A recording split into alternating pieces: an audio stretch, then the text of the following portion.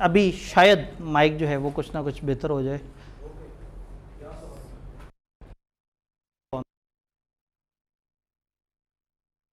Experts इसको मुख्तलिफ तरीके से जायज़ा लें, उसको यूज़ कर। अदर एंड तक आवाज़ क्लियर है, आपको भी क्लियर आ रही है उधर वाले भाई? आवाज़ क्लियर आ रही है। तो कंपनी लॉ में पहुंच गए फिर आप, इसके साथ इंशाल्लाह अल्हम्दुलिल्लाह रिजल्ट वाले दिन बोलना है। इस वक्त ना ग्रुप बी बेचारा बड़ा परेशान से हुआ है। ग्रुप बी को छेड़ते हुए भी ना बच्चे घबरा रहे हैं कि कहीं ऐसा ना हो कि कोई पीछे से कोई दोस्त वापस बुला ले या कुछ और इस तरह का मामला हो। तो फिर ग्रुप बी में सेफ़ ऑप्शंस दो हैं, एक FR2 और एक कंपनी लॉ। कंपनी लॉ इसलिए सेफ़ है कि इसको पढ़ना शुरू कर दे बंदा, रिजल्ट आने पे खुदा ना खास्ता पीछे वाले दोस्तों ने बुला लिया तो रिजल्ट के बाद रहेगी कितना सा जाएगा, महीना और पढ़ेंगे ख़त्म हो जाएगा। तो इसको एक दफ़ा ख़त्म करके जेब में रख लिया कि चलो अब अगली दफ़ा अल्लाह का शुक्र है क्लासें नहीं पढ़नी पड़ेंगी। और एक अप्रोच ये है कि लोग FR2 पढ़ना शुरू, FR2 पढ़ने रहेगा, साथ साथ अपनी अकाउंटिंग और मजबूत होगी। रिजल्ट आ गया, FR2 जितना पढ़ा हुआ उसे वहाँ होल्ड कर देंगे और पीछे वाला सब्जेक्ट जिसने बुला लिया उस तरफ चले जाएंगे। और अगर पीछे कम सब्जेक्ट ने बुलाया और ग्रुप की रिस्ट्रिक्शन ना लगी, यानी कि 2 कम अज़ कम पास हो गए, तो फिर बंदा FR2 कंटिन्यू रख भी सकता है। इस टाइम ये FR2 और कंपनी लॉ 2 ऐसे सब्जेक्ट हैं जिधर डरते डरते लोग एडमिशन ले रहे हैं कि ठीक है जी ये 2 सब्जेक्ट्स हैं, इनके साथ वो करें। और फिर कुछ ये भी कह रहे हैं कि जी रिज़ल्ट तक वेट कर लो, सी लॉ तो रिज़ल्ट के बाद भी हो जाता है। क्या है ये सी लॉ? क्यों इतना शुगल बनाया हुआ सब ने? सी लॉ है सब लोगों ने,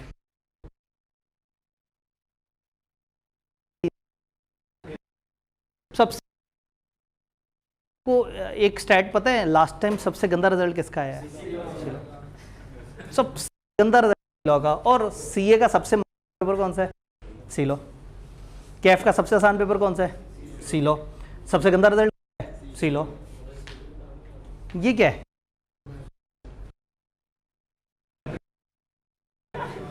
मसला है ना। तो इतना आसान है कि फेल हो जाता है। इसके आसान होने की वजह से ICAP गुस्से में आ गया।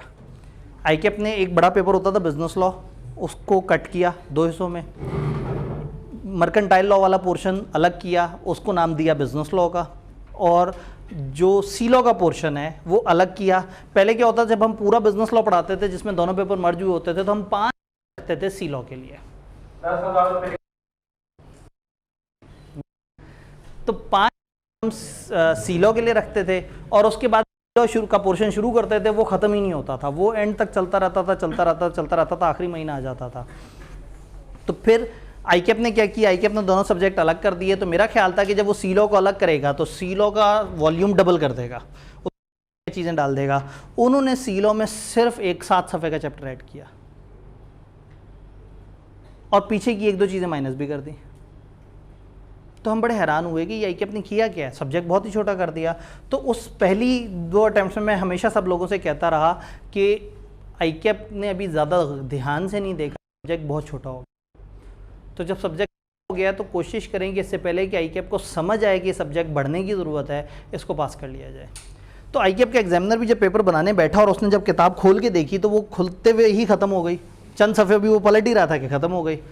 तो उसको गुस्सा आया, उसने सोचा कि यार ये एजुकेशन वाले कितने अजीब से लोग हैं, सब्जेक्ट इतना छोटा कर दिया, अब इसमें से कुछ भी मैं पेपर बनाऊंगा तो 90% बच्चे पास हो जाएंगे। फिर उसने सोचा कि फिर पेपर ज़रा हैवी सेट करते हैं। तो फिर उसने पेपर इतना लॉन्ग कर दिया कि वो एक आम बच्चे के लिए पास। पिछली 2 अटैम्प्ट्स में ICAP ने जो सवाल पूछे हैं, ख़ासतौर पर पिछली अटैम्प्ट, उसमें 2 ऐसे सवाल जो मैंने CA फाइनल वालों को कॉर्पोरेट लॉ का जब मॉक देना होता है ना और वहाँ मुश्किल सवाल डालना होता है, तो मैंने कंपनी लॉ के आपके पेपर में से 2 सवाल उठा के, और वो उनके मॉक के सबसे मुश्किल 2 सवाल थे। कॉर्पोरेट लॉ के बच्चे होता है वहाँ पेपर में किताब साथ ले जा सकते हैं लॉस की। तो किया ये कि ICAP ने सिलेबस छोटा होने की टेक्निकलिटी का लेवल बढ़ा दिया, जिसके बाद ज़रूरत पेश आई उन असातिज़ा की जो कि कॉर्पोरेट लॉ को लॉजिकल वे में लेके चल सकते हो, या जो ख़ासतौर पे लॉ फाइनल का जो एग्जाम है जो कि लॉजिक उसको देखते हो तो ऐसे चूंकि में आया जो किताब जो नहीं दी किताब थ्रू चल रही है उस पेपर में, जिनमें से एक लॉ है कंपनीज एक्ट, 5.25 सेक्शन में से 70 सेक्शन हमारे सिलेबस में, तो पेपर बहुत ही कुछ छोटा है। मेरा ख्याल था कि बैलेंस करेंगे कि कुछ चीज़ें उठा लेंगे साइज लिए कंपनी लॉ के इस पेपर और अंदर प्रोफेशनली दिल कर होने को किया आपने पेपर, इसमें ये चीज़ ऐड कर दें। जब मैं बच्चों की शक्लों को देखता हूँ, उनका सोचता हूँ क्या गुजरे ओपिनियन, उन्होंने बहुत छोटा कर दिया, हालांकि उन्होंने सब्जेक्ट वाकई में बहुत छोटा कर दिया, मतलब अच्छा खासा शोगल बना दिया है। उसकी वजह से लोग जो है वो समझते हैं कि ये आसान है, ये आराम से हो जाएगा और इसको ज़्यादा ध्यान नहीं देते, और फिर ICAP पेपर में इतने टेक्निकल सवाल बनाता है कि लोग फिर उसे पास नहीं कर पाते। तो यहाँ सिर्फ रट्टा लगाना ज़रूरी नहीं है, यहाँ लॉजिकली समझना होगा कि क्या है और किस तरह से। आप लोगों ने बिज़नेस लॉ भी पढ़ा हुआ है, ज़्यादातर लोगों ने बिज़नेस लॉ पढ़ा होगा। बी लॉ का मिजाज ज़्यादा प्रैक्टिकल था। आपको याद होगा टाइप 1, टाइप 2, टाइप 3 तीन तरह के सवाल होते थे। टाइप 1 प्योर रट्टा होता था, टाइप 3 प्योर लॉजिकल होता था, टाइप 2 ऐसा होता था जिसमें सवाल बड़ा टेक्निकल सा है लेकिन जवाब सीधा सीधा सा होता था। सवाल देखने में हैवी लग रहा होता था लेकिन वो मांगा उन्होंने रट्टा होता था। बी लॉ में या टाइप 1 ज़्यादा होते थे या टाइप 3 ज़्यादा होते थे। सी लॉ में सबसे ज़्यादा टाइप 2 सवाल होते हैं। पूछता ही क्या रट्टा है, लेकिन वो लिखेंगे तब जब आपको उनके सवाल की समझ आई होगी। पूछिए उन्होंने content of first current director report हो, लेकिन सिनेरियो ऐसा बनाया होगा कि आप किसी और चीज़ को कंटेंट लिखाएंगे। तो यहाँ लॉजिक समझना बड़ा आसान है, बड़ा ज़रूरी है, और मज़े की बात है कि दिस इज़ द पेपर जिसकी आपको ज़रूरत है। बिजनेस लॉ में आप अक्सर पूछते थे सर ये हम क्यों पढ़ रहे हैं, तो मैं आपसे कहता था जी बेस बनाने के लिए कि आपको पता हो कि लॉ कैसे काम करते हैं। सी लॉ में हर चीज़ जो हम पढ़ रहे हैं हमारे काम आनी है। कंपनियां किन कानून को फॉलो करती हैं, किस तरह से चलती हैं, कंपनियों की दुनिया क्या है, वो क्या क्या चीज़ें मैनेज कर रही होती हैं, बनती कैसे हैं, चलती कैसे हैं, बंद कैसे होती हैं, अकाउंट्स कैसे मैनेज करती हैं, ऑडिट कैसे करवाती हैं, ये सारी चीज़ें प्रैक्टिकली पढ़ेंगे। और यहाँ हम प्रोसीजर ज़्यादा पढ़ेंगे। एक दफ़ा 7 लाइनों में पूरा लेक्चर ख़त्म हो जाता था।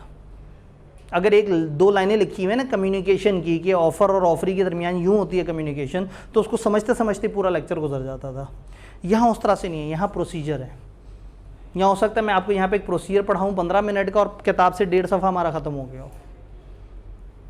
तो ये इस तरह का है, ये थोड़ा सा डिस्क्रिप्टिव इन नेचर पेपर है। कुछ समझने वाली बातें हैं, बहुत सारी रटा मारने वाली बातें हैं, लेकिन जब तक लॉजिक क्लियर ना हो हर चीज़ की हमने आगे। तो ये कंपनी लॉ पेपर है। कंपनी लॉ के बारे में, कंपनी लॉ एक बहुत ही छोटा वर्जन है उस कॉर्पोरेट लॉ पेपर का जो फाइनल का है, और at any given time I must say कि सिलेबस बहुत शॉर्ट कर दिया है। इतना नहीं होना चाहिए, क्योंकि इसके बाद ना एग्जामिनर पेपर बनाते हुए परेशान हो जाता है कि वो पेपर बनाए कैसे। अगर 4-4, 3-3 सफ़े के चैप्टर्स हैं, एक चैप्टर 9 है 2 सफ़े में ख़त्म हो जाता है, एक चैप्टर 5 है 2.5 सफ़े में ख़त्म हो जाता है, चैप्टर 4 है 2.5 सफ़े में ख़त्म हो जाता है, 12 टोटल चैप्टर्स हैं। और उसका भी ब्रेकअप ऐसे दिया है कि बड़े आराम से स्टूडेंट को समझ आ जाता है कि कौन कौन सी एरिया में कम मेहनत करके ज़्यादा अच्छे नंबर लिए जा सकते हैं। तो फिर ICAP को जब ये इतना सब कुछ नज़र आ रहा है, तो पेपर बहुत सेट करते हैं, पेपर बड़े ध्यान होता है।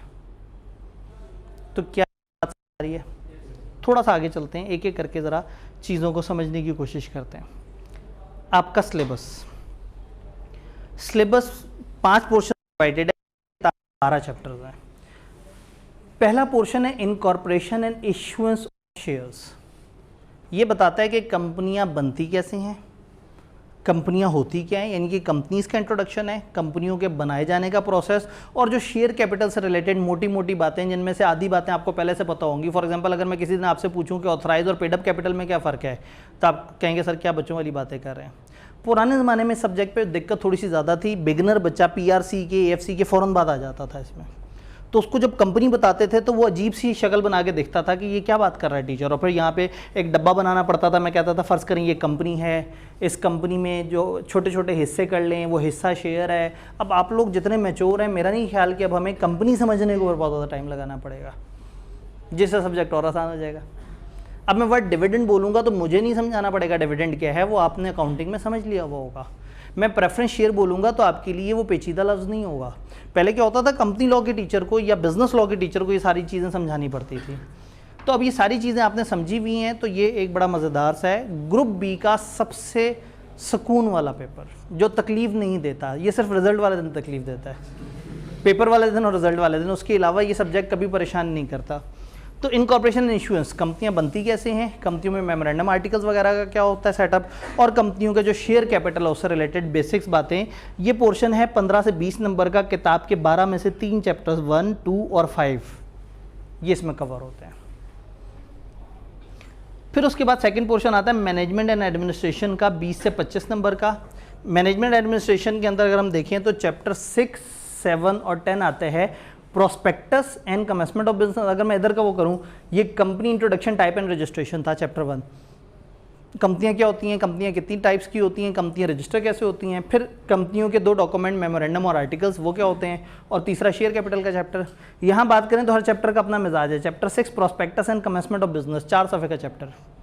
प्रोस्पेक्टस क्या होता है और कंपनियां बिजनेस स्टार्ट करती हैं तो शेयर्स वगैरह कैसे इशू करती हैं।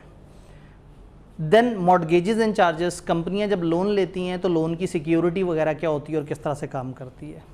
Then chapter 10 investment and disclosure of interest, कंपनियां इन्वेस्ट कैसे करती हैं और इनका कोई इंटरेस्ट वगैरह हो, लोगों का कोई बीच में कन्फ्लिक्ट वगैरह हो तो वो उसको किस तरह से बताते हैं। ये हमारा ये जो सारा सिलेबस है उसमें सबसे टेक्निकल एरिया ये वाला है, सबसे टेक्निकल एरिया।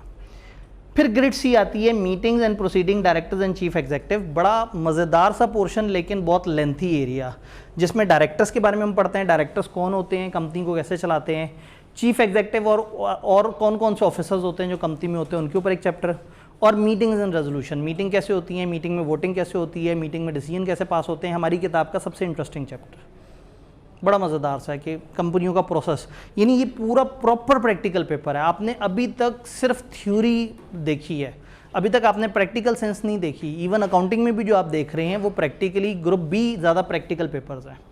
ग्रुप बी में आपको बताते हैं कि मार्केट में क्या हो रहा है, एमएफए आपको बताता है कि एनालिसिस किस तरह से होगा, मैनेजमेंट का, फाइनेंस का एनालिसिस कैसे होगा, ऑडिट आपको बताता है प्रैक्टिकली ऑडिट कैसे होगा। तो ग्रुप बी प्रैक्टिकल है और ग्रुप ए जो है वो उन्होंने नॉलेज बेस रखा हुआ है।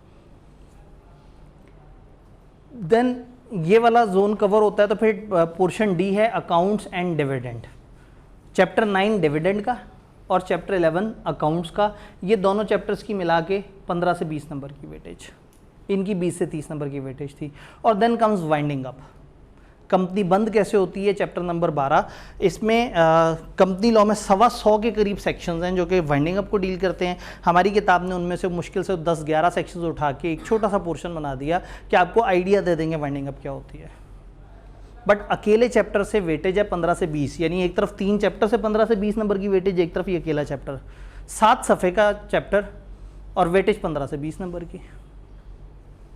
अब आप कहेंगे सर आईकेप कौन सा अपनी वेटेज को फॉलो करता है, तो एक दफ़ा देख लेते हैं। नई स्कीम के आने के बाद से अभी तक सिर्फ 2 अटैम्प्ट्स हुई हैं, स्प्रिंग 2022 और ऑटम 2022। 15 से 20 बोला था, 18 पूछा, 17 पूछा, फॉलो हो गया। 20 से 25 कहा था, 24 पूछा, यस फॉलो हुआ, 18 थोड़ा सा नीचे चला गया। 20 से 30 कहा, 24 और 25 तकरीबन उसके एंड सेंटर में पूछा है। 15 से 20 कहा, यहाँ फॉलो हुआ और यहाँ ज़्यादा आगे निकल गया। 15 से 20 कहा, दोनों जगह फॉलो हुआ, तो 2 बीच में करप्शन नज़र आती है, इधर वो पीछे चला गया और इधर वो आगे चला गया। इसका मतलब है ये 3 पोर्शन 15 से 20, 15 से 20, ये 3 पोर्शन 15 से 20, 15 से 20, 15 से 20 कितने नंबर का पेपर आया, 17, 24 और 16, कितना बना, 57, 16, 24, 40 हो गए, वो 50, 57 हो गया। और इधर से 18, 16 और 18 52, 54, 54 और 57। ये वाली साइड तकरीबन 50% से ज़्यादा, ये वाली साइड 50% से कम। वो साइड आसान, ये साइड मुश्किल। तो करना ये है कि हमने वहाँ से शुरू करना है, उस वक्त जब आप रिज़ल्ट से पहले पहले बैठे हैं, जब आपका दिल कर रहा है पढ़ने का, जब आप यकीन कामिल की मंजिल पे हैं कि हाँ इस वक्त तो पढ़ लेना चाहिए। रिज़ल्ट आने के बाद क्या होता है कुछ नहीं पता।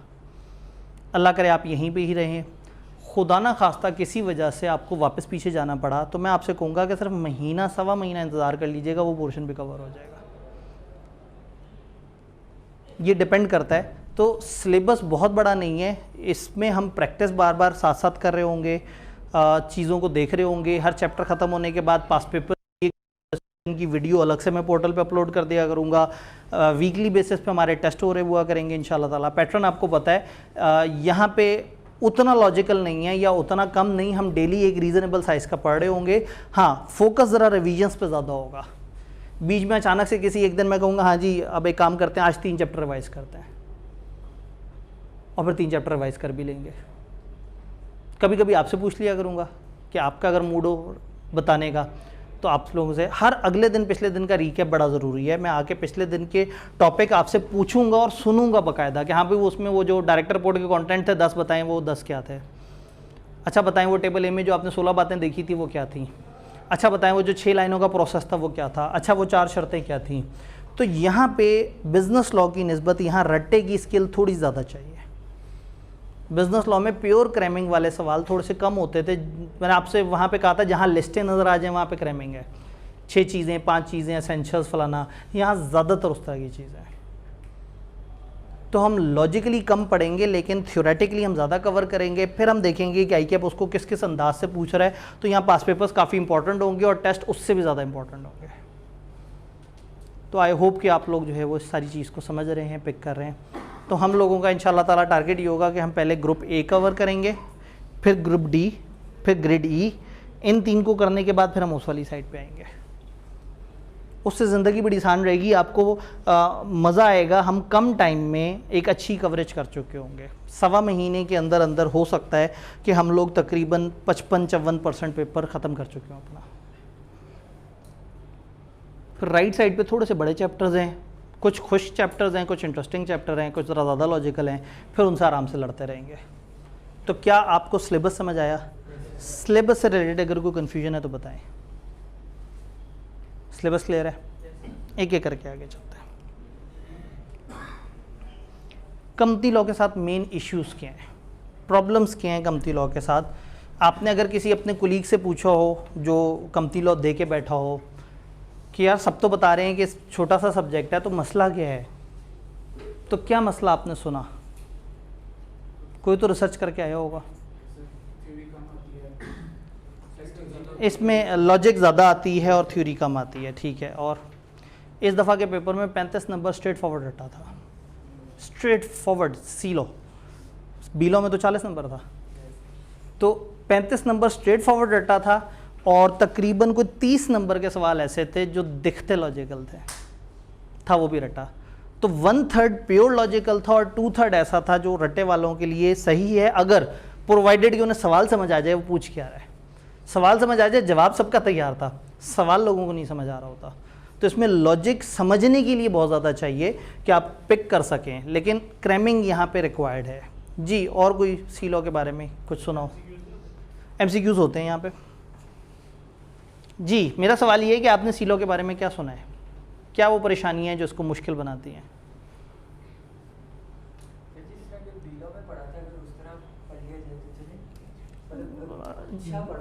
ये देखें, ये है सी लॉ का मसला, रिक्वायरमेंट को नहीं समझते। मैं अब तक 4 अलग अलग लोगों ने 4 अलग अलग सवाल पूछे जो कि मेरे सवाल का जवाब नहीं था, मेरा सवाल डिफरेंट था। मेरा सवाल ये है कि सी लॉ के बारे में आपने क्या सुना है जो सी लॉ को मुश्किल बनाता है? मैंने आगे किताब के बारे में भी बात करनी है, मैंने आगे सारी अप्रोचेस पे बात करनी है, लेकिन इस वक्त मेरे सवाल का तो जवाब दें। ठीक है, हाँ, तो बस अभी इस वक्त आप बताएं ना आपने क्या सुना है, फिर मैं बताऊंगा कि मैं क्या जानता हूँ या मैं। तो अभी तो मुझे बताएं कि आप लोगों ने क्या सुना है। वो कहते हैं क्वेश्चन समझ नहीं आती, और अगर समझ आ जाए तो जवाब याद नहीं आता। इधर ना सवाल समझ आने के बाद भी वो जो अपने बैकअप में से रट्टे के 11 पॉइंट्स निकालने हैं ना, वो भी अच्छी खासी अजियत है। लेकिन शुक्र है सिलेबस छोटा है। सिलेबस छोटा होने से ना वो तकलीफ़ उतनी बढ़ती नहीं है, क्योंकि आपको पता होता है कि कितना पूछ लेगा, कहाँ से पूछेगा। वाइंडिंग अप में जाते हैं तो गिनती की 3 लिस्टें नज़र आती हैं कि यहीं से रटे वाला सवाल आएगा। वो 3 लिस्टें अगर आपको पता है कि मेरे 15 से 20 नंबर कवर हो जाने हैं यहाँ से, तो उन 3 लिस्टों को तो बंदा घोल के पी लेता है, उनको हर तीसरे दिन रिवाइज़ करने बैठ जाता है। 15 से 20 नंबर, अगर 16 नंबर का सवाल वहाँ से आए और आप 14 नंबर ले लें, तो आपने पेपर पास होने की तरफ कितना बड़ा कदम उठा लिया। सीलो के बारे में कुछ आपने सुना हो अपने दोस्तों से कि क्या प्रॉब्लम है इस पेपर का, सवाल समझ नहीं आता, ओके, और रिक्वायरमेंट्स नहीं वो होती, और चले मिस्टर कंप्यूटर से पूछते हैं। मिस्टर कंप्यूटर ने सबसे पहला मसला बताया, considering it an easy game. जिस दिन आपने ये सोच लिया कि आसान है, ये उसी दिन फेल हो जाता है। ये दिलों में फेल हो चुका होता है, उसके बाद सिर्फ आपने कागज़ पे फेल करना होता है। आप इरादतन इसे फेल कर चुके होते हैं जिस दिन आपने कह दिया कि ये आसान पेपर। अगर ये आसान है तो ग्रुप बी में क्या कर रहा है?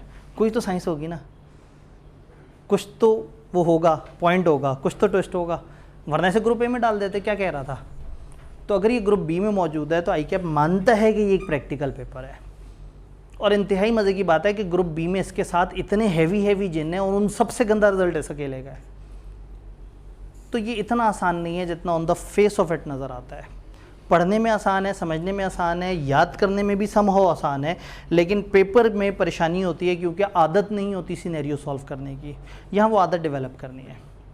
मैंने आपसे कहा कि हम चैप्टर्स ख़त्म कर रहे होंगे, डिस्कशन करेंगे, फिर हर चैप्टर की पास पेपर की वीडियो पिछले पेपर तक के जितने सवाल आए हैं उनसे में डिस्कशन होगी, और फिर उसके बाद जो है वो इसमें टेस्ट आएगा, और टेस्ट हर दफ़ा आपको चैलेंज कर रहा होगा, कोशिश कर रहा होगा कि आपके अंदर के इंसान को जगाए। तो बीलो में जिस तरह से आप टेस्ट से भाग जाते थे, सीलो में अगर भाग जाएंगे तो फिर आराम से फेल हो जाएंगे।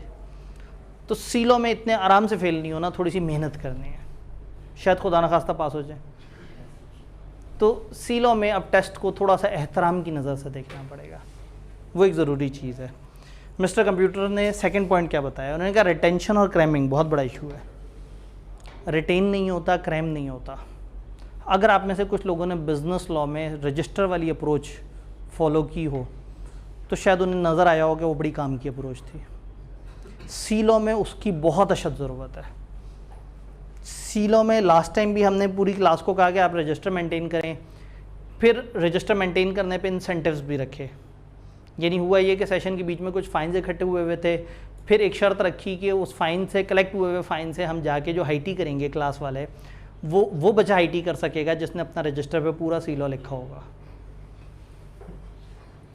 इंटरेस्टिंगली हाईटी करते हुए एक बच्चे ने मुझे बताया कि सर मैंने पूरे सेशन में नहीं लिखा हुआ था, जब आपने ये शर्त लगाई और मुझे समझ आ गया कि ये अब ज़रूरी हो गया है, तो कहते हैं एक दिन मैं सुबह 6 बजे बैठा हूँ और अगले दिन सुबह 5 बजे मैंने रजिस्टर ख़त्म कर लिया था। इस जुमले में मुझे जो मोटिवेशन मिली वो ये कि हमारा पूरा सिलेबस 23 घंटे में लिखा जा सकता है। ऑब्वियसली वो 23 घंटे सिर्फ लिखता नहीं रहा होगा। तो बड़ी मज़े की बात मुझे उसमें ये सेंस नज़र आई कि यस, मतलब उस बंदे ने पूरा रजिस्टर 23 घंटे के अंदर, मतलब माइनस शाइनस करके आप कह लें 18-19 घंटे लगाए होंगे, 18-19 घंटे में पूरा सिलेबस लिख लिया। इतना सा सिलेबस है। तो एटलीस्ट ये एक अच्छी मोटिवेशन मिली कि हाँ भाई ये इस तरह से मैनेजेबल है। तो रिटेंशन और क्रैमिंग यहाँ पे बड़ी ज़रूरी है। तो रजिस्टर अगर आप मेंटेन करेंगे, अपनी हैंड राइटिंग में लिखेंगे और उसी को याद करेंगे तो ज़िंदगी आसान हो जाएगी।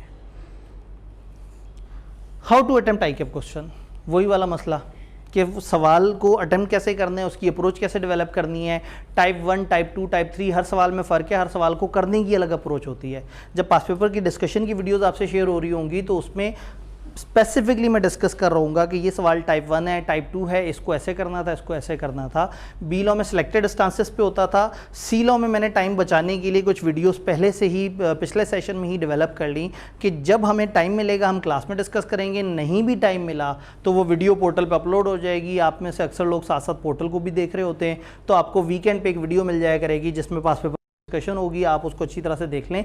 लेकिन वो तब देखें जब खुद से प्रैक्टिस की हो। पहले खुद से पास पेपर देखे, फिर उन वीडियोस को देखा, तो उन वीडियोस में आपको गाइडेंस मिल जाएगी कि हाँ चीज़ों को ऐसे ऐसे लेके चलना था। Done. Shortcut selected study, 12 chapters में से कौन छोड़ता है चैप्टर? आप लोग, क्योंकि आपको फेसबुक पे कुछ तज्जिया निगार मिलेंगे जो आपसे कहेंगे कि चैप्टर नंबर फलाना से पिछली 5 अटैम्प्ट में 2 दफ़ा सवाल आया है, और अगर हम ऐसे करके ये ट्रेंड देखें तो इस दफ़ा सवाल नहीं आना। पूरे उन्होंने चार्ट्स बनाए हुए होते हैं, समरीज बनाई हुई होती हैं, ग्राफ्स बनाए हुए होते हैं, और वो फिर प्रेडिक्शन दे रहे होते हैं कि इस दफ़ा इस चैप्टर से इतने इतने नंबर का सवाल आएगा। तो आप बड़े फ़ख्र से उनके ऊपर भरोसा भी कर लेते हैं, उसके बाद पेपर फेल भी कर लेते हैं। तो इतना ज़्यादा आपने जो है ना वो अपने ये दोस्त हैं उनके एनालिसिस पे भरोसा नहीं करना। अगर एक सब्जेक्ट में है ही 12 चैप्टर और आपने देखा सिलेबस इस तरह से स्प्रेड हुआ है कि हर चैप्टर जो है वो उसमें से कुछ ना कुछ तो उठ ही सकता है। और जब MCQs हो तो जिस चैप्टर से सवाल नहीं भी बनाया वो MCQs बना सकते हैं। तो इसलिए शॉर्टकट और सिलेक्टेड स्टडी ये तबाह करते हैं सीलॉ को। सबसे बड़ा मसला हैवी नेबर, इसके पड़ोसी बड़े भारी हैं। एक तरफ MFA और एक तरफ कंपनी लॉ। मैं मान ही नहीं सकता कि आप कंपनी लॉ को टाइम दे रहे होंगे। एक तरफ FR2 और कंपनी लॉ की तरफ आते आते ही आपकी मोहब्बत ख़त्म हो जाएगी। एक तरफ से ऑडिट हो और एक तरफ से कंपनी लॉ। ये बेचारा गरीब सब्जेक्ट है, मासूम सब्जेक्ट है, इस गरीब की बारी नहीं आती। इसके आसपास इतना कुछ हैवी है कि वो करते ही स्टूडेंट थक जाता है। पूरे दिन में जितनी उसने जद्दोजहद करनी थी वो ख़त्म हो गई है, अब उसके पास टाइम नहीं बचा। वो कहता है चलो कोई बात नहीं, कल पढ़ लूँगा इकट्ठा, और कल कहता है कि वीकेंड अल्लाह ने किस लिए बनाया है। और वीकेंड पे सोचता है कि जो इस वीकेंड पे पढ़ सकते हैं तो अगले वीकेंड क्यों नहीं। फिर पेंडिंग लेक्चर्स का सिलसिला शुरू हो जाता है। फिर वो स्टूडेंट ऐसा आउट होता है कि दोबारा इन नहीं हो पाता। तो इसके पड़ोसियों से बच के रहना है। वो आपको तंग करेंगे, बार बार अपनी तरफ राग़िब करेंगे। मैं आपको एक बात बताऊं, बड़ी अजीब सी बात है। MFA पास होने से एक पेपर पास होता है, और सीलॉ पास होने से भी आपको सुन के हैरत होगी एक ही पेपर पास होता है। तो अगर MFA पास होने से भी एक ही पेपर पास होना है और सीलॉ से भी एक ही पेपर पास होना है, तो दोनों की वर्थ बराबर हुई ना। ऐसा थोड़ी कि सीलॉ पास करके शर्मिंदा फिर रहे हो सर झुका के, वो बस सीलॉ पास हो गया मैं क्या करूं। सीलॉ मतलब आपकी नंबर गेम इंप्रूव करता है। वो जो साइकोलॉजिकल है ना कि अब इतने से पेपर रह गए, मेरे 2 पेपर रह गए, 3 पेपर रह गए, उसमें एक अहम किरदार अदा करता है। कम से कम आपको एक मोटिवेशन देता है। तो ये पेपर जो है इसको इसकी वर्थ देनी है, इसको समझना है, इसको करना है, और इसको कभी भी डिग्रेड नहीं करना, इसको इग्नोर नहीं करना। डन। पेपर का पैटर्न 15% MCQs, 85% थ्योरी, बिल्कुल वैसा ही जैसा बिजनेस लॉ में आपने देखा है। ICAP नॉर्मली ये कहता है कि 40% नॉलेज बेस्ड होंगे और 60% एप्लीकेशन बेस्ड होंगे। बी लॉ सी लॉ में थोड़ा सा वो मिक्सिंग करता रहता है। तकरीबन कह लें कि 35 से 40 नंबर के दरमियान सीधे सीधे सवाल मिल जाते हैं आपको, और बाकी लॉजिकल सवाल होते हैं। लॉजिकल में 2 कैटेगरीज होती हैं, एक जो प्योर लॉजिकल होते हैं और एक जो देखने में लॉजिकल होते हैं। सी लॉ में ऐसे सवाल बहुत ज़्यादा हैं। आपको एक चैप्टर के पास पेपर करते हुए नज़र आएगा कि 70 to 80% सवाल वो होंगे जो देखने में लॉजिकल होंगे, पूछा रट्टा होगा। तो ये एक ओवरऑल इसका पैटर्न है। पैटर्न से आप लोग ऑलरेडी वाकिफ़ हैं। बुक्स आपको पता है, सोर्स बुक ICAP की होती है। ICAP के बुक को लोग फॉलो करते हैं, और उसके साथ साथ अक्सर टीचर्स के डेवलप किए हुए नोट्स और किताबें होती हैं। तो जिस तरह से बी लॉ में डीजी आपने यूज़ की और पेपर देने के बाद आपको एहसास हुआ कि शुक्र है कि आपने ICAP की किताब नहीं पढ़ी थी, सब कुछ सुकून से हो रहा था। मज़े की बात है कि वही ICAP की किताब की समरी बनाई हुई होती है, तो कोई चीज़ ऐसी थोड़ी होती है जो स्किप हो गई हो उसमें से। तो same goes with C law, के सी लॉ में डीजी इसी तरह से किताब है, लेकिन अभी दोनों किताबें नहीं हैं। ICAP ने ये कह दिया है कि 2022 का वो एक रिवाइज वर्जन देगा कंपनी लॉ का। अब जब कंपनी लॉ में ICAP कहता है ना रिवाइज वर्जन, मैं थोड़ा सा अलर्ट हो जाता हूँ, क्योंकि सी लॉ का सिलेबस अभी भी छोटा है। तो हो सकता है कि ICAP रिवीजन करते हुए कोई 2-3 टॉपिक्स में थोड़ी सी गहराई ऐड कर दे, 2-3 चीज़ें प्लस माइनस कर दे। फॉर एग्जांपल एक टॉपिक लिखा हुआ है, उस टॉपिक में लिखा है कि student should be able to understand कि कंपनी के डॉक्यूमेंट्स कौन कौन से होते हैं। अब कंपनी में अगर 10 तरह के डॉक्यूमेंट और किताब ने 5 बताए हैं, तो दे हैव द मार्जिन कि वो बाकी 5 ऐड कर दें और सिलेबस चेंज करने की ज़रूरत ना हो। तो इसलिए मैं अभी रुका हुआ हूँ। आईकैप का रिवाइज 2022 का जो एडिशन जो उन्होंने अभी क्लेम किया है कि हम इसके ऊपर रिवाइज कर रहे हैं, वो एक दफ़ा आए तो मैं उसको कंपेयर कर लूँ कि उसमें क्या उन्होंने एडिशंस किए हैं। एक रिवीजन हो सकती है कि उन्होंने कुछ एग्जांपल्स, उनकी एग्जांपल में अक्सर में एरर था, अक्सर कॉपी पेस्ट के मसले थे। बीलो में भी मैं आपसे कहता था कि आईकैप की किताब में मसले हैं और वो हर सेशन अपनी किताब के वो मसले ठीक कर रहे हैं। तो हो सकता है रिवीजन इस तरह की हो कि वो एग्जाम्पल्स ठीक कर रहे हैं, फिर तो कोई मसला नहीं। लेकिन अगर रिवीजन ऐसी हो कि कोई भी टॉपिक प्लस माइनस कर दिया तो फिर हम रिस्क नहीं ले सकते। तो इसलिए मैंने अभी अपनी किताब छापी नहीं है, अभी रोकी हुई है। आईकैप की किताब सामने आके एक दफ़ा ट्रैक हो जाए तो उसके बाद टिल आप लोगों के पास हैंडआउट्स होंगे, जो चैप्टर हम पढ़े होंगे हैंडआउट्स में होगा। और अगर रिवीजन उन चैप्टर्स में किसी पॉइंट पे आती है तो मैं आपको रोक के बता दूंगा। रादर कि हम इंतजार करें पहले आईकैप की किताब आए फिर उसके मुताबिक हम अमेंड करें, हम अपना पढ़ाई शुरू कर देंगे। वो कॉन्सेप्ट्स तो पढ़ना शुरू कर देंगे ना जो चेंज नहीं हुआ है। आईकैप किताब में प्रेजेंटेशन चेंज कर सकता है, कॉन्सेप्ट तो नहीं चेंज कर सकता। तो इसलिए इस वक्त किताब पे हम थोड़ा सा रुके हुए हैं। अदरवाइज़ आपको आईकैप की किताब सॉफ्ट में मिलती है, तो फिर कंपनी लॉ मेड इजी नाम की किताब जो है वो आ जाएगी। और कॉलेज वाले जिस तरह से आपको बाकी किताबें देते हैं तो फिज़िकल स्टूडेंट्स को वो फिज़िकली हैंड ओवर कर देंगे और जो ऑनलाइन स्टूडेंट्स हैं उनको उनके घर डिलीवर कर देंगे। तो वो किताब में आपने परेशान नहीं होना। फ़िलहाल हम हैंडआउट्स फिज़िकल दे देंगे और ग्रुप के अंदर सॉफ्ट में शेयर कर देंगे, जो व्हाट्सएप का ग्रुप है आप लोगों का भी और जो इन लोगों का भी जो कैमरे के पीछे हैं। डन। एक स्टेप आगे, छोटी छोटी सी टिप्स टेक्निक्स क्या हैं, क्या करना है और कैसे करना है। Overall tips and techniques, register maintain करना है, वो बात मैंने आपको कहा। डेली पढ़ना है, डेली।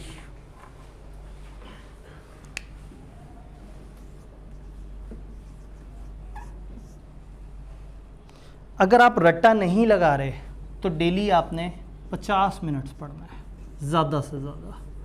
इस सिंबल का मतलब पता है ना,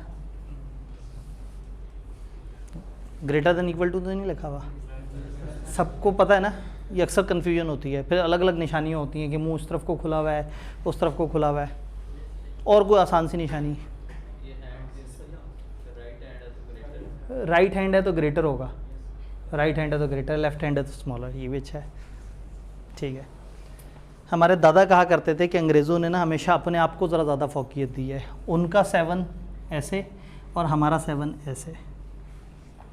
उर्दू में 7 ऐसे लिखते हैं, उर्दू में जब नंबरिंग लिख रहे हो ना तो ये उर्दू का 7 है और ये अंग्रेज़ों का 7 है।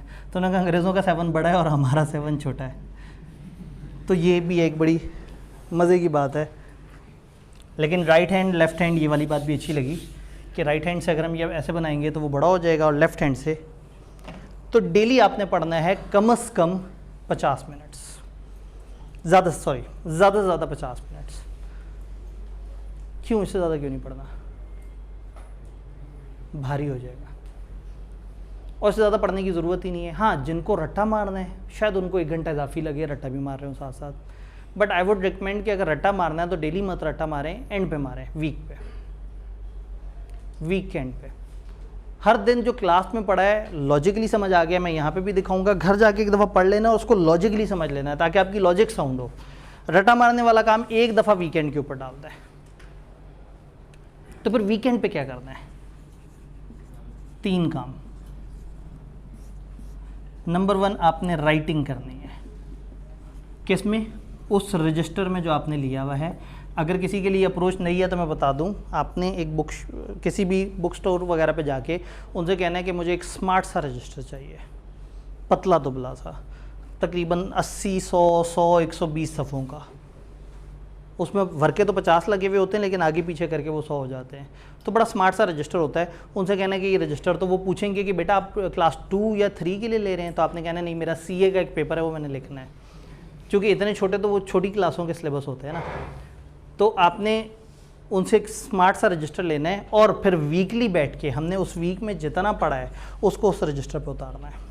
अगर आपको लगता है कि वीकेंड पे आपके लिए मुश्किल हो जाएगा, भारी हो जाएगा, तो आप हर वीक में साथ साथ करेंगे। 50 मिनट हैं पढ़ने और समझने के लिए, इससे ऊपर नहीं जाना। अगर आप लिखना चाह रहे हैं या रट्टा मारना चाह रहे हैं तो ठीक है, आप अपनी पसंद से इसमें टाइम ऐड करें। आई सजेस्ट कि वो वीकेंड पे हो, लेकिन अगर आपके लिए साथ साथ करना ज़्यादा आसान है तो आप ऐसा कर लें। ऐसा भी हो सकता है कि किसी दिन आपने घर जाके पढ़ा, भाई मैंने एक चीज़ बताई, मैंने कहा डायरेक्टर रिपोर्ट में 10 कंटेंट होते हैं, आपने समझ लिया। घर जाके आपने देखा वही 10 कंटेंट सामने नज़र आ रहे हैं, तो आप उसे दोबारा भी पढ़ लेंगे तो उसमें आप कहेंगे ठीक है बस अब 5-7 मिनट में पढ़ के फारिग हो जाएंगे। तो हो सकता है फिर आप उसी वक्त लिखने बैठ जाए उसे। तो बस किसी भी दिन 50 मिनट से ज़्यादा सीलो को नहीं देना। इससे ज़्यादा टाइम देंगे तो आपको लगेगा आपके अहम पेपर मिस हो रहे हैं, जिनको पास होने से 2-3 पेपर पास हो जाते हैं। ऐसे ही है ना, लोगों को अहम पेपर वो इसीलिए लग रहे होते हैं। तो इसको 50 मिनट टाइम दें, लेकिन डेली देंगे, इंशाल्लाह ताला आपको मायूस नहीं करेगा। वीकेंड पे आपने राइटिंग की रजिस्टर पे, फिर उसके बाद आपने की क्रैमिंग,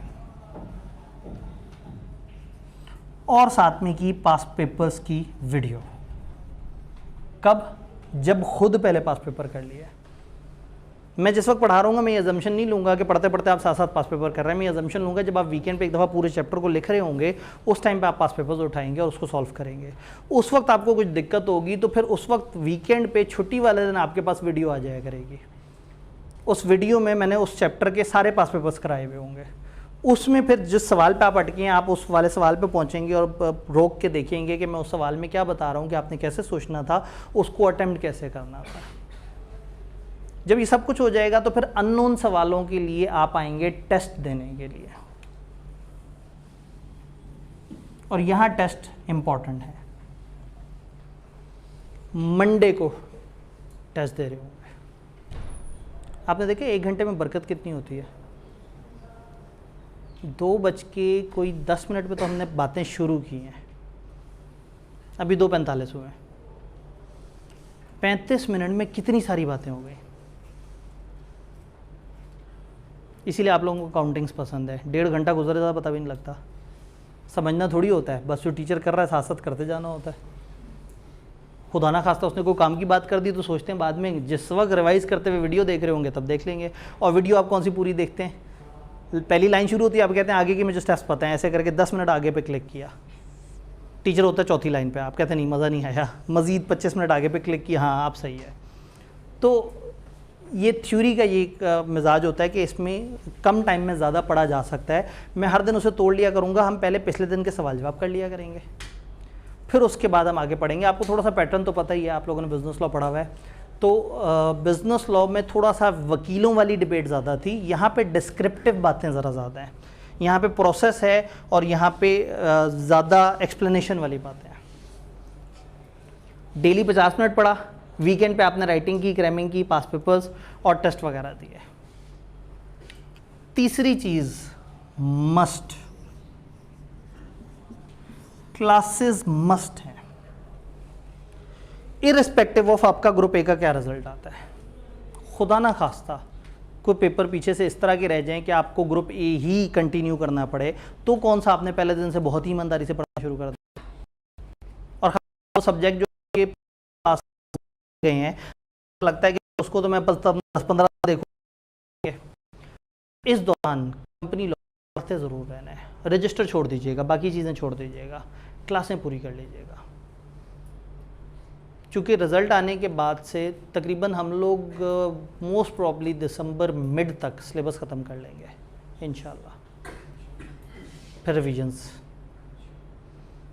तो कहने का मतलब ये है कि अगर आपका नवंबर के फर्स्ट वीक में रिज़ल्ट आता है तो दिसंबर मिड भी ज़्यादा आगे चला गया, दिसंबर की 7-8 तारीख, शायद 8 आई गेस, दिसंबर की 7-8 तारीख तक हम सिलेबस एक दफ़ा ख़त्म कर चुके होंगे इंशाल्लाह।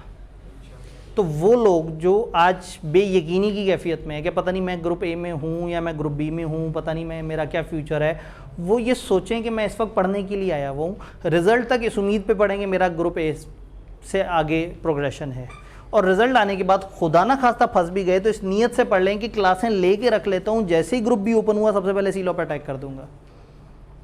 बात समझ रहे हैं? तो ये अप्रोच बड़ी ज़रूरी है कि इस यकीन से पढ़ें कि ये तो मैंने ख़त्म करना है। अगर आप ये सोच के पढ़ते रहे कि रिज़ल्ट तक ज़रा टाइम गुजारते हैं फिर देखते हैं, तो मैं तो आधे से ज़्यादा सिलेबस ख़त्म कर चुका हूँ रिज़ल्ट तक। सिलेबस इतना बड़ा है ही नहीं, और शुरू वाले चैप्टर्स भी मज़े के हैं, अक्सर बातें आपकी सुनी हुई भी हैं, आपको आती भी हैं। तो इसलिए जो तीसरी चीज़ है, पहली चीज़ है डेली पढ़ना है, दूसरी चीज़ ये है कि आपने वीकेंड पे कुछ एक्टिविटीज़ करनी है, और तीसरी चीज़ ये है कि आपने इसकी मस्ट क्लासेस जो है ना वो मस्ट हैं, वो आपने कंप्लीट लाजमी करनी है। क्लियर? तो ये सारी चीज़ें अगर आप फॉलो कर रहे होंगे तो मोस्ट प्रॉब्ली आपको इतनी ज़्यादा परेशानी, इतनी ज़्यादा दिक्कत नहीं होगी इस दौरान आप लोगों को अजियत देते हुए कोई ऐसी चीज़ जो आपको ना समझ आई हुई हो, कोई बात जिसमें कन्फ्यूजन हो, कोई चीज़ जो आप पूछना चाह रहे हो, बताइए। सी लॉ के बारे में। ग्रुप बी के होनहार तलबा, ग्रुप बी तक आते आते बच्चे जो है ना वो झड़ जाते हैं थोड़े से, लेकिन अभी आप इस उम्मीद पे हैं कि इंशाल्लाह ताला रिज़ल्ट बेहतर आएगा। तो अगर तो रिज़ल्ट, फॉर एग्जांपल आपने, मुझे नहीं पता कितने पेपर दिए हुए हैं, फॉर एग्जांपल एक स्टूडेंट है, 4 पेपर हैं ग्रुप ए के, उसने 3 पेपर दिए हुए हैं। अब वो क्या करता होगा, ग्रुप ए का चौथा पेपर उठाता होगा, मोस्ट प्रॉब्ली कॉस्ट, और आगे से FR2 और कंपनी लॉ उठाता होगा। ये स्टूडेंट इंतज़ार कर रहा है रिज़ल्ट का, रिज़ल्ट आ गया, ऑप्शन 1 कुछ ऐसा बुरा हुआ कि वो ग्रुप ए में फंस गया, फिर तो कोई सेकंड थॉट ही नहीं है, FR2 कंपनी लॉ साइड पे हो जाएंगे और जो ग्रुप ए में उसके पास है वो उससे लड़ रहा होगा। ऑप्शन 2, कुछ पास हुए कुछ रह गए, लेकिन वो प्रोग्रेशन वाली साइड पे आ गया, वो एलिजिबल हो गया ग्रुप बी के लिए। ऐसे में ग्रुप बी में company law is a good paper, जिससे लोड ज़्यादा ऐड नहीं होता आपकी क्यूमुलेटिव तैयारी में। FR2 थोड़ा भारी हो जाएगा।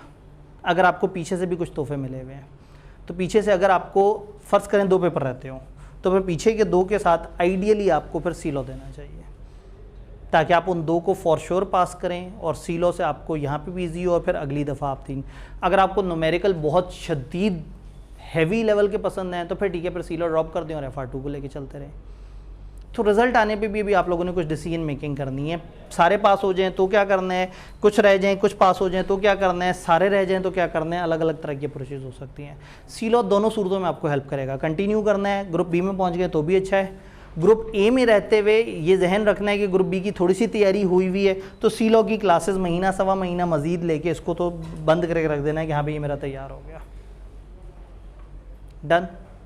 कोई सवाल? वाह जी वाह, यही आप लोग बिज़नेस लॉ में कितना जो है ना वो जज्बाती हुआ करते थे। आज सब लोगों के चेहरे पे दाढ़ी है। मेरे ख्याल में मुश्किल से मुझे 2-3 चेहरे ही पूरी क्लास में नज़र आ रहे हैं क्लीन शेव, और बिज़नेस लॉ में बड़ी मुश्किल से दाढ़ी वाले 2-3 नज़र आ रहे थे। क्या किया सीए ने आपके साथ इतनी जल्दी? अभी 6 महीने गुजारे हैं आपने कैफ में, कुछ ने शायद साल गुजार लिया, वो तो कंफर्म दाढ़ी वाले होंगे, लेकिन जिनकी थोड़ी थोड़ी सी दाढ़ी है अभी, तो इतनी मायूसी क्यों है चेहरों पे? ये जालमाना रूल है ग्रुप ए और बी वाला, नहीं होना चाहिए। पहले पता क्या होता था, ये रूल नहीं होता था, लोग कैफ 1 2 3 का पेपर देते थे और 4 5 6 उठा लेते थे रिजल्ट आने से पहले। रिजल्ट भी 2 महीने बाद आता था, रिजल्ट आने पे वो तीनों पेपर रह गए होते थे। अच्छा, वो 3 भारी होते थे और दरमियान के 3 हल्के पेपर होते थे, BMBS टैक्स, ये ना दरमियान में होते थे, बड़े मज़े मज़े के पेपर।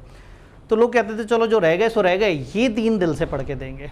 वो 3 पढ़ के देते थे और उसके बाद अगले 3 उठा लेते थे। रिजल्ट आता था, वो दरमियान के 3 भी रह जाते थे। फिर सोचते थे कि फ़ीस तो भरी हुई है, कॉलेज ने पैसे वगैरह काटने हैं, तो वो आखिरी 3 की भी क्लासें ले लेते थे। 1.5 साल बाद पेपर कोई नहीं पास होता था, क्लासें 9 की 9 पड़ी हुई होती थी, कॉलेजों को पैसे भरते रहते थे, और उसके बाद इतने कंफ्यूज हो जाते थे कि उन्हें समझ ही नहीं आती थी कि किसके साथ क्या करूं। और कुछ बच्चे तो ऐसे डिसाइड करते थे कि 2 किताबें साथ रख के कहते थे ये किताब थोड़ी सी पतली है, किताब थोड़ी सी मोटी है, ये वाला पेपर उठा लेते हैं। एक बच्चा मुझे मिला, इंट्रो के साथ ऑडिट का पेपर उठाया हुआ, मेरे रूह अंदर तक ना कांप गई कि भाई तुम चाहते क्या हो, इंट्रो के साथ ऑडिट का पेपर। मतलब उसने कहा सर वो मैंने देखा ऑडिट की किताब ज़रा थोड़ी सी मुझे डूएबल लग रही थी। मैं कहा भाई उसके अंदर FR2 के कॉन्सेप्ट हैं, FR1 के कॉन्सेप्ट हैं, तुम क्या चाह क्या रहे हो। तो उस वक्त ये होता था। फिर ICAP को समझ आया कि बच्चों पे छोड़ दिया ना तो ये ऐसे ही करेंगे। उन्होंने फिर आपकी एक प्रोग्रेशन बनाई कि पहले आप PRC से इंट्रो के कॉन्सेप्ट लेके निकलें, और जब तक इंट्रो पूरी ना हो आप आगे जा ही ना सके, वहीं पर टक्कर मारते रहें। सेम गोज विद के जब आप फिर इन पेपर्स में आए तो आपका FR1 कॉस्ट और ये इस सारी प्रोग्रेशन में जो 2 डिसकनेक्टेड पेपर हैं वो बी लॉ और सी लॉ है। बी लॉ सी लॉ का इस प्रोग्रेशन से कोई ताल्लुक नहीं है। आप सी लॉ पहले पढ़ लें, बी लॉ बाद में पढ़ लें, कोई मसला नहीं। आप दोनों सबसे एंड पे पढ़ लें तो मसला नहीं है, दोनों सबसे शुरू में पढ़ लें कोई मसला नहीं है। लेकिन जो बाकी 6 पेपर हैं उनमें एक प्रोग्रेशन नज़र आ रही है। अब होता ये है कि लोग FR1 देते हैं, फेल करते हैं, वो कहते हैं कि ठीक है मुझे समझ तो आ गई है, मैं FR2 निकाल लूँगा। वो कहते हैं नहीं भाई कम से कम FR1, और इतने ज़िद्दी भी नहीं है कि FR1 लाजमी पास होगी तो FR2। वो कहते हैं ग्रुप ए में से कोई से 2 पास कर लो, एक तो बी लॉ है। कम से कम कोई एक ऐसा पास कर लो कि हमें लगे कि तुम इस काबिल हो गए हो कि तुम आगे प्रोग्रेस कर सको।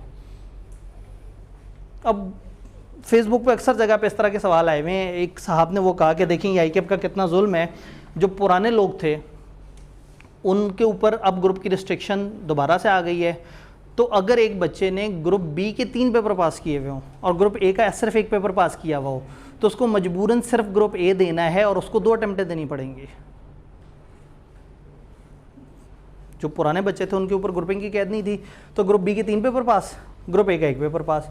तो उसने कहा जी आईकेप का इस बेरहम रूल ने 6 महीने ज़ाया करवा दिया। सुनने में तो ऐसा ही लग रहा है। हुआ क्या होगा, साल पहले ये बच्चा पुरानी स्कीम से नई में शिफ्ट हुआ होगा, कम से कम 1-2 पेपर पास होंगे इसके, मोस्ट प्रॉब्ली इसका बिजनेस लॉ और बीएम पास होगा, बीएम पास होने से एमएफए एग्जाम्प्ट हो गया होगा, बिजनेस लॉ पास होने से बिजनेस लॉ और कंपनी लॉ एग्जाम्प्ट हो गया होगा। तो 3 पेपर पीछे से पास लेके आया वो, इंट्रो और इको एग्जाम्प्ट हो गए वैसे ही। तो इसने 2 अटेम्प्ट में 1 पेपर पास किया होगा ग्रुप बी का। वरना एक बच्चा जो कि पीछे से चला आ रहा है, कुछ पेपर उसके पीछे भी पास हैं, और उसके बाद ग्रुप ए के 2 अटेम्प्टें देने के बाद भी अगर उसका 1 पेपर पास है, तो वो ये क्यों सोच रहा है कि वो 4 पेपर इकट्ठे दे के पास करना चाह रहा था। लॉजिकली स्पीकिंग कुछ पुरानी अटेम्प्ट्स प्लस 2 मजीद अटेम्प्ट्स में टोटल मिला के उसके 4 पेपर पास हैं। मुझे ये नहीं पता कि ओपनिंग बैलेंस कितना था, हो सकता है 2-3 तो पीछे से पास हुए हुए हों। तो ये बच्चा अगर जज्बाती होकर सोच रहा है कि मैंने 4 पेपर देने थे और आग लगा देनी थी, तो आईकेप सही रोक रहा है। थोड़ा सा सुन के आपको बुरा लग रहा है, लेकिन थोड़ा सा उधर से भी आईकेप की तरफ से देखें कि वो आपको अनरियलिस्टिक होने से रोक रहा है। और मतलब वो बच्चे कह रहे हैं जी ग्रुप ए और ग्रुप बी जी सैलाब आया है तो आईकेप ये रिस्ट्रिक्शन खत्म कर दे क्योंकि सैलाब आया था। अच्छा सैलाब आया, रिस्ट्रिक्शन खत्म हो, तो क्या वो कह रहे हैं जी ग्रुप ए और बी इकट्ठे में पेपर देने की इजाज़त दे दी जाए ताकि हमारा टाइम सेव हो जाए। इसका मतलब है ये वो बच्चे हैं जिनका ग्रुप ए के 2 पेपर भी पास नहीं है और नई स्कीम 2 सेशन से चल रही है। इसका मतलब है एक बच्चे ने साल में 1 पेपर पास किया है शायद, या 0 पेपर, और वो कह रहा है कि रिस्ट्रिक्शन खत्म हो जाए ताकि मैं सारे पेपर दे दूं।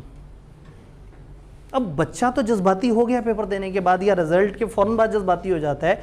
आईकेप अगर इस तरह की ओपन इजाज़त देता है तो सबके साथ वही होगा। आप लोगों को नहीं पता, मैंने सैकड़ों हज़ारों बच्चे रुलते देखे जो क्लासें सारी पढ़ के बैठे होते थे, पेपर 0 पास होता था। तो आईकेप ने फिर तंग आके ये रिस्ट्रिक्शन लगाई है। फिर ये 4 साल वाली रिस्ट्रिक्शन, ये भी बड़ी बेरहम है कि 4 साल में पेपर पास होने चाहिए। नए बच्चों के लिए वो 4 नहीं, वो 5 साल है तकरीबन। अगर आपके आखिरी 2 पेपर रहते हो तो वो 1 साल मज़ीद ऐड हो जाता है। 8-8, 9-9 साल तक लोग कोशिश करते रहते थे, पेपर पास नहीं होते थे। वो 1 पेपर की अटेम्प्टें ख़त्म करते थे, फिर दूसरे, फिर तीसरे, और फिर अचानक से 9 साल गुजारने के बाद कहते थे आईकेप ने मुझे रोका क्यों नहीं। मुझे कई बच्चों ने कहा कि जी आईकेप की पॉलिसी का कसूर हो, उन्होंने अटेम्प्ट हमें अलाउ की हुई थी, हम अटेम्प्ट देते रहे, इनको चाहिए था कि शुरू में हमें डिस्करेज कर देता ताकि हम किसी और तरफ जाते, तो कर दिया डिस्करेज उन्होंने डरा दिया कि भाई 4-5 साल हैं, अगर आपको शुरू की 1-1.5 साल में समझ आ जाए कि ये कहानी आपसे आराम से नहीं हो रही, अच्छे टाइम पे छोड़ के किसी और तरफ चले जाएं, रादर देन 5 साल बाद ब्लेम करें कि ये सिस्टम बड़ा बेरहम है, मुझे फंसा दिया। तो अगर ग्रुप ए ही से आप आगे नहीं प्रोग्रेस कर पा रहे तो ये समझ जाना चाहिए कि ग्रुप बी से जालिम होगा, C5 इससे ज़्यादा जालिम होगा, MS से उससे ज़्यादा जालिम होगा। तो बोलते हुए थोड़ी सी बेरहम है, सुनते हुए थोड़ा सा बुरा लगेगा आप लोगों को, क्योंकि आपके दिल में जज्बात होते हैं कि हम सब कुछ आग लगा देंगे।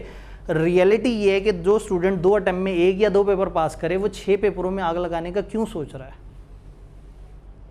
उसे नहीं सोचना चाहिए, उसे थोड़ा सा रियलिटी को पसंद करना चाहिए। या वही किस्मत से ऐसा हुआ कि ग्रुप ए के 3 पेपर रह गए, ग्रुप बी के, बड़ा मजे की स्टडी है, 3 पेपर ग्रुप ए के रह गए, 1 पेपर ग्रुप बी का रह गया। तो ये कब हुआ है, इसका मतलब ये ओल्ड स्टूडेंट ट्रांसफ़र होने के बाद, पेपर पास होने के बाद ये सिचुएशन है। तो अगर वो स्टूडेंट ने 2 या 3 अटैम्प्ट्स या 4 अटैम्प्ट्स में अगर 3 पेपर पास किए हैं, तो वो मत सोचे एक साथ चारों पेपर देने का। थोड़ा सा अपने ऊपर रहम करे, थोड़ा सा रियलिटी को एक्सेप्ट करे, थोड़ा सा मुनासिब लोड उठाए और फिर पेपर पास करे। शुक्र है ये 3 पेपर, जो सबसे बेरहम पॉइंट था ना आईकेप का, वो 3 पेपर इकट्ठे उठाने वाला था, जो वाकई उन्होंने खुद भी रियलाइज़ किया कि हाँ ये हम लोगों ने थोड़ी सी गलत शर्त लगा दी थी, और वो उन्होंने ख़त्म कर दी। दोनों तीनों जब अटैम्प्ट आई उन्होंने ख़त्म कर दी।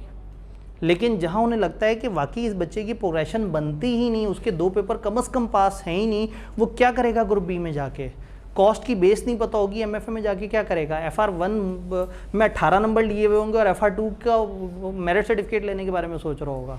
तो ओवर जज्बाती नहीं होना, थोड़ा सा रियलिटी को भी समझना है। तो ICAP ने वो स्कीम के अंदर इस तरह से वो किया है। तो आजकल जगह जगह ये वाली बात है कि जी ओल्ड स्कीम, वो ये नई स्कीम में ये रिस्ट्रिक्शन है, क्यों है?